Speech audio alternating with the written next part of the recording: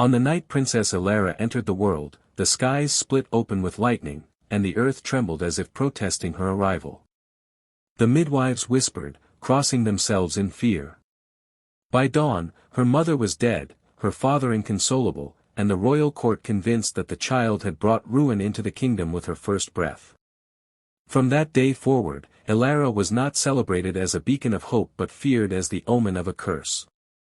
Servants avoided her gaze, courtiers bowed with trembling hands, and even her father, King Aldric, looked upon her with haunted eyes. The girl grew up in silk, but every glance reminded her that she was alone. The burden of a curse. By the time Elara turned 18, the rumors had hardened into cruel truths in the minds of her people. Every famine, every storm, every death in the kingdom was laid at her feet. When crops failed, mothers hissed her name under their breath. When children went missing in the woods, fathers muttered that it was the princess who lured them away. Elara carried this weight in silence, her heart heavy with guilt for disasters she had not caused. She walked the marble halls of the palace like a ghost, knowing her people despised her, yet yearning desperately to belong to them. Only one person treated her with tenderness, Lady Seraphine, her tutor and companion. Seraphine reminded her daily that curses were nothing more than the fears of men who sought someone to blame. "You are not the storm, Elara," she would say, brushing the princess's dark hair.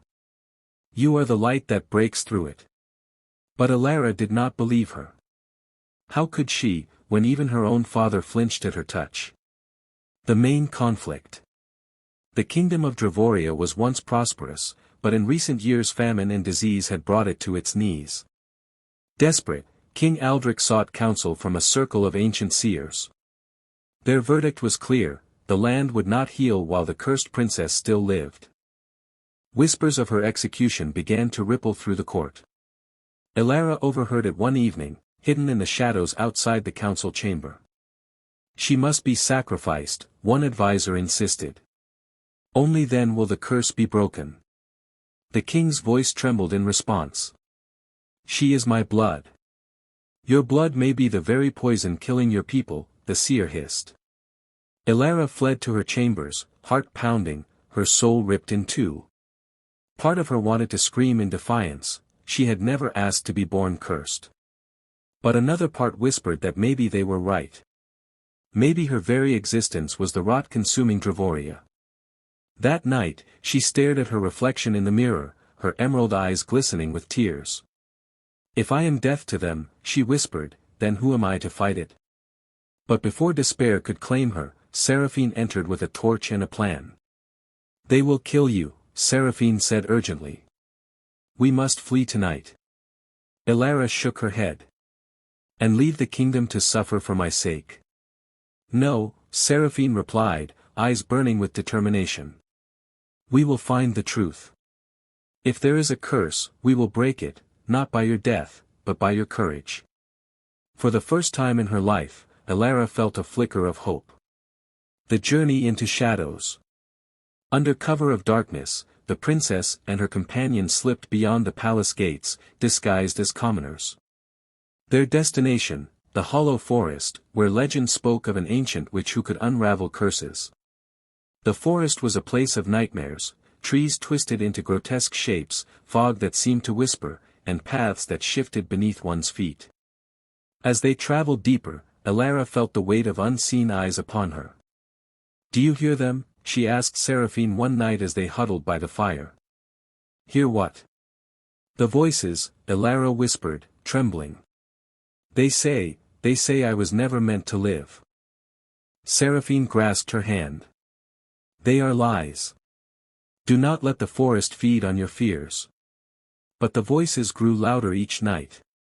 Finally, after days of torment, they reached a clearing where an ancient hut sagged beneath the weight of time. The witch awaited them, a bent old woman with skin like cracked bark and eyes like dying embers. "I have been expecting you, cursed child," she croaked. The revelation. Elara's knees buckled. "Then it's true," she whispered. "I am cursed." The witch chuckled. "Cursed? No, child. You are not cursed. You are the curse. The word struck her like a blade. The witch revealed a story long buried. When Elara's mother had lain dying in childbirth, King Aldrich had made a desperate bargain with the gods. He begged for his wife's life to be spared, offering in return the soul of his unborn child. But the gods had twisted his plea. The queen still died, and the babe was born carrying the burden of that broken promise, an anchor between life and death, a vessel of calamity. You are the living debt, the witch hissed. Until it is repaid, suffering will follow you wherever you walk. Elara fell to the ground, sobbing. Then I must die. But the witch shook her head. Death will not free you. Only choice can. You must confront the truth of what you are, and either embrace it, or shatter it. The twist. Seraphine then stepped forward, her expression shifting. Elara, she said softly, I already knew. The princess's breath caught. What? Seraphine's eyes brimmed with sorrow. I was sworn by your father to protect you, but also to watch you. He feared what you might become. I did not tell you because I believed you were stronger than their fears, that you could write your own destiny. Elara's heart ached with betrayal, but also with understanding. So what am I to do? The witch leaned closer. You must return to the place where you were born. There, under the storm of your beginning, you will face the gods. Only then will the chains be broken. The final trial.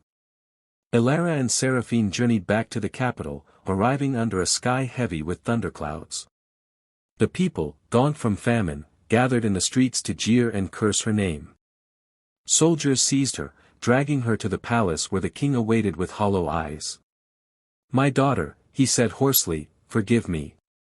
I know the truth, Elara replied, her voice trembling yet resolute. Your bargain damned me. But it does not have to damn us all. Before he could respond, the skies split open with lightning, illuminating the chamber in a blaze of white fire. The gods had come. A voice like thunder shook the walls, child of broken promise, will you surrender your soul as payment? Elara's heart quaked. Death promised release, not only for her, but for her people. Yet as she gazed upon the terrified faces around her, she realized the cruelest truth of all, if she surrendered, she would forever be remembered as the curse that destroyed them. And so, with tears streaming down her face, she whispered, No. I will not be your debt. I am not a curse. I am life. The storm raged, furious, but Elara stood tall, arms outstretched. With every ounce of will, she defied the gods. The palace trembled, the people screamed, but in that defiance, the chain binding her soul shattered like glass. The storm broke into silence. For the first time in her life, the air was still. Conclusion. The famine lifted in the months that followed.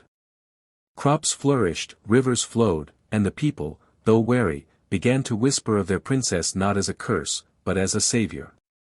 Yet Elara bore the memory of that night like a scar. She had defied the gods, but she knew they had not forgiven.